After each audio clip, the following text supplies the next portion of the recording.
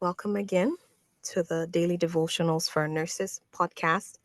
My name is Tola Olabi, and today we continue with what I was previously talking about. We're making a shift from when a person calls out to God individually to when a nation cries out to God. And this study actually came about in the Nurses of Faith Academy. We're studying and praying about peace. And that was actually how I got to Judges 6.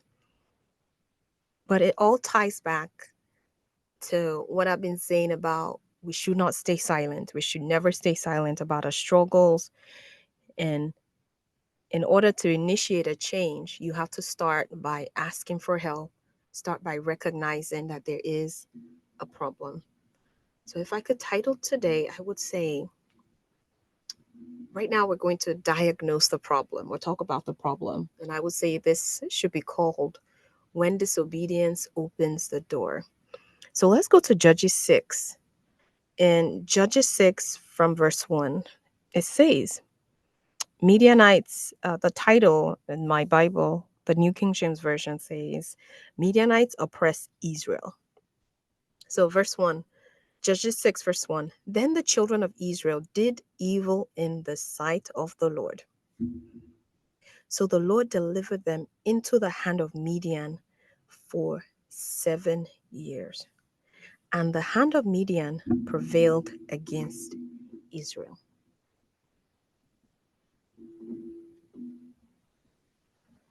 So we see that there was disobedience.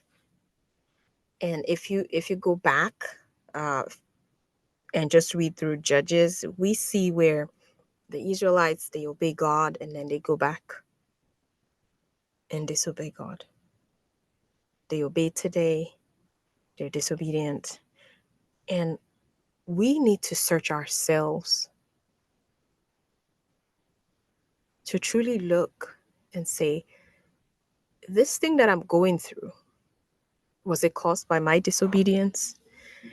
And remember, we're switching to from an individual call for help to a national call for help or cry out for help. And in Judges 6, it was the nation that was disobedient. It wasn't just one person. And if we look at what is going on in our nation right now, we have to ask God for mercy. As God's children, I always say we are citizens of heaven and we live here on earth. And when you open up your eyes to see what is happening, the way people treat one another,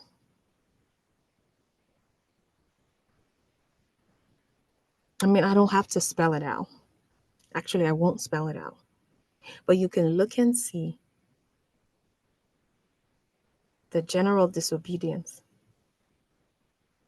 that is so rampant right now. The way we treat one another, the way we treat people who are not like us.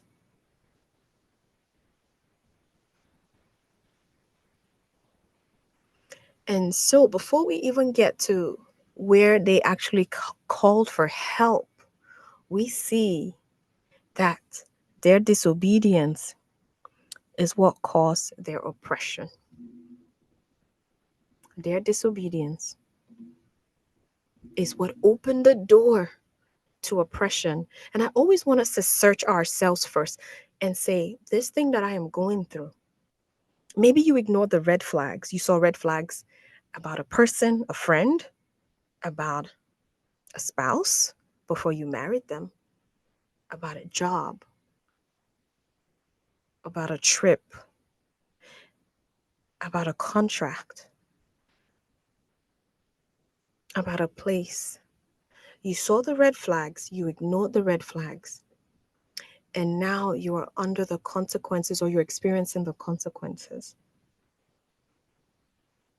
The first step is to acknowledge what you have done. The first step is to say, oh, I did see this, but I ignored it.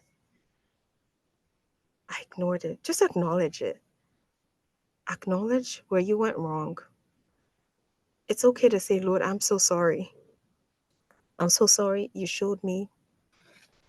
But because I was so desperate for connection, for the next level, for the next thing, for money, be honest and open